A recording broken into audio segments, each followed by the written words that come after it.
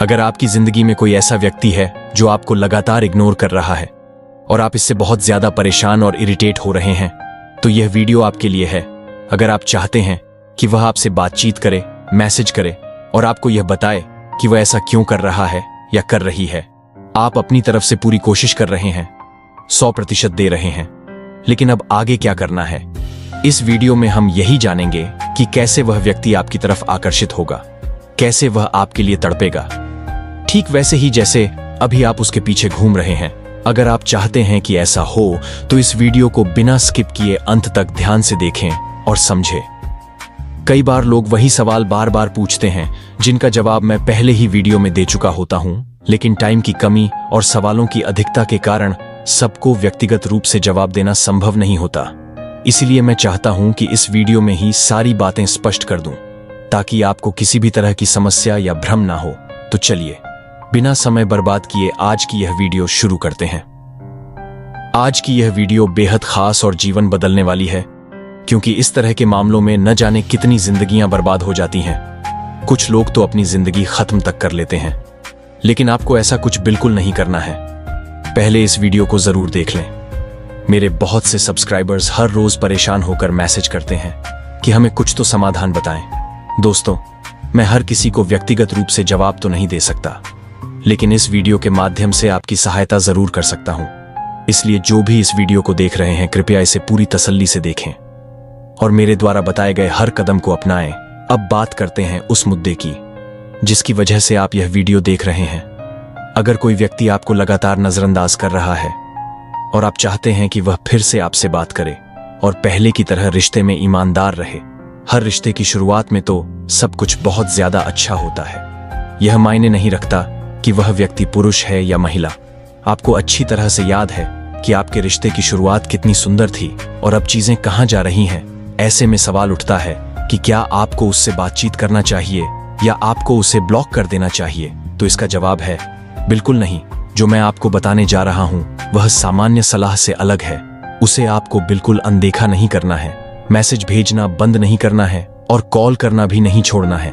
आपको उसी ऊर्जा के साथ प्रयास करते रहना है जैसे अब तक आप करते आ रहे हैं। लेकिन ध्यान रहे, केवल मैसेज करते रहना समाधान नहीं है। उस मैसेज की अहमियत बढ़ाने के लिए आपको अपने तरीके बदलने होंगे। आगे इस वीडियो में मैं आपको बताऊंगा कि आपको सही मायने में क्या करना है और क्या नहीं। सबसे पहले एक निजी डायरी खरीदें जो केवल आपकी हो और किसी और के हाथ में न जाए। इसे कहां रखना है यह आपकी जिम्मेदारी है, क्योंकि मैं आपके घर आकर इसे सुरक्षित नहीं रख सकता। यदि ऐसा कुछ है जो किसी के पढ़ लेने पर कोई समस्या ना हो तो उसे कहीं भी रख सकते हैं, लेकिन डायरी आपकी होनी चाहिए और लिखने के लिए नीला पेन इस्तेमाल करें। अब आपको डायरी में सबसे पहले यह लिखना है कि आप कितने दिनों तक उस व्यक्ति के पीछे प्रयास करेंगे। जैसे आज अगर बुधवार है तो अगले बुधवार तक, यानी 7 दिनों का एक स्पष्ट प्लान बनाएं। इन 7 दिनों में आप रोजाना कितने घंटे उनके लिए देंगे, चाहे 12 घंटे हो, 8 घंटे, 4 घंटे या 5 मिनट। हालांकि 5 मिनट तो नहीं देंगे, ये हम दोनों जानते हैं, क्योंकि आप दिन रात उसी के बारे में सोचते रहते हैं। आपको इन 7 दिनों में जो भी करना है वो सब करें, चाहे मिन्नतें करनी हो, वादे करने हो, रोना पड़े, उनसे बार बार बात करने की कोशिश करनी हो। लेकिन एक बात का ध्यान रखें, उन्हें इतना परेशान ना करें कि वो आपको अपमानजनक बातें कहने लगें या आपको उल्टा सीधा बोलने लगे। आपकी स्वाभिमान की देखभाल सबसे ज्यादा जरूरी है। किसी भी रिश्ते में अपनी आत्मसम्मान को सुरक्षित रखें। 7 दिनों तक हर संभव प्रयास करें। जैसे ही 8वां दिन आएगा आपको सब प्रयास बंद कर देना है। ना तो उसे कॉल, ना कोई मैसेज और ना ही कोई प्रतिक्रिया। उन्हें यह महसूस होना चाहिए कि आप पूरी तरह से दूर हो चुके हैं।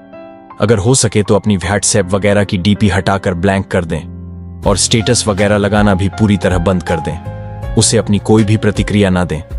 आपको पूरी तरह से शांति बनाए रखनी है ताकि सामने वाला खुद आपकी कमी महसूस करे। अगर आप सच में चाहते हैं कि वह व्यक्ति वापस आए और पछताते हुए आपके पास लौटे, तो जो मैं कह रहा हूं उसे जरूर फॉलो करें। अब बात आती है इस चुप्पी को कितने समय तक बनाए रखना है। जब तक उनकी तरफ से कोई पहल ना हो, चाहे वह कॉल हो, मैसेज हो या ईमेल। आपको बिल्कुल शांत रहना है। लेकिन शांत रहने का मतलब यह नहीं कि आप दिन भर उनके बारे में सोचते रहें। आपको अपनी मानसिक शांति बनाए रखनी है और आगे की रणनीति पर काम करना है।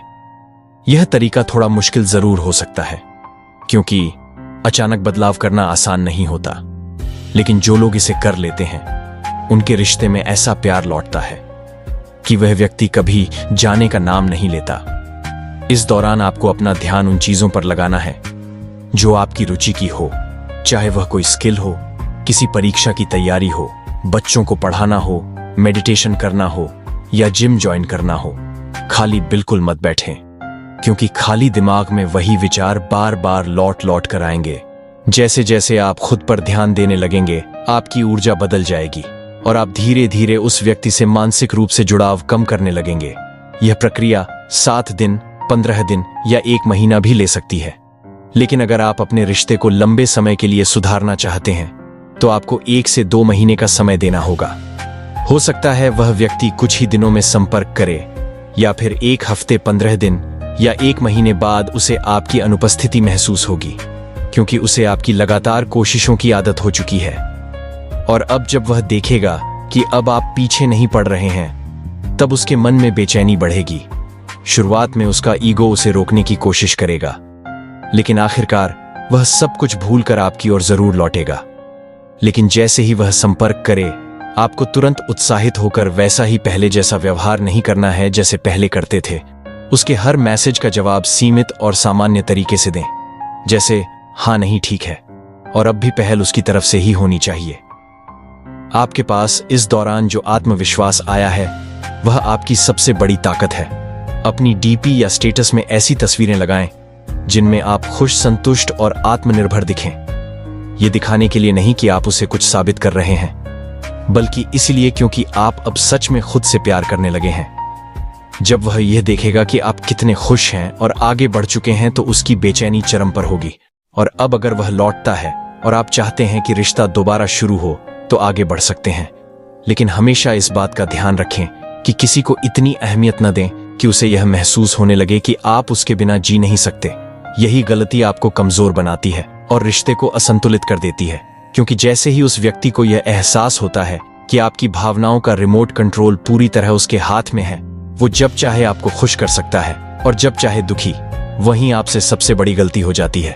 दिल में प्यार होना कोई गलत बात नहीं है, लेकिन अपनी भावनाओं को इस हद तक शेयर करना कि आप कमजोर पड़ जाएं, यह आपके लिए नुकसानदेह हो सकता है। प्यार में धोखे मिलना, इग्नोर किया जाना या छोड़ जाना आपकी गलतियों का परिणाम होता है, न कि प्यार का। आप जब जरूरत से ज्यादा अपनी भावनाओं को उनके ऊपर निर्भर कर देते हैं, तब आप खुद को नुकसान पहुंचाते हैं और खुद को दुखी करते हैं, और कभी कभी तो आत्महिंसा की हद तक। इससे कभी किसी को कोई फायदा नहीं होता, ना तो आपको और ना आपकी फैमिली को। इसलिए सबसे पहले खुद का ख्याल रखना सीखें, खुद से प्यार करें। जब आप सेल्फ वैल्यू को समझेंगे, तभी बाकी लोग भी आपकी कद्र करेंगे। तो उम्मीद है कि यह वीडियो आपको मदद करेगा और आप अपनी जिंदगी में पॉजिटिविटी और नई दिशा लाएंगे। अगली वीडियो में फिर मिलते हैं, तब तक खुश रहें, पॉजिटिव रहें और मुस्कुराते रहें। वीडियो देखने के लिए आपका धन्यवाद।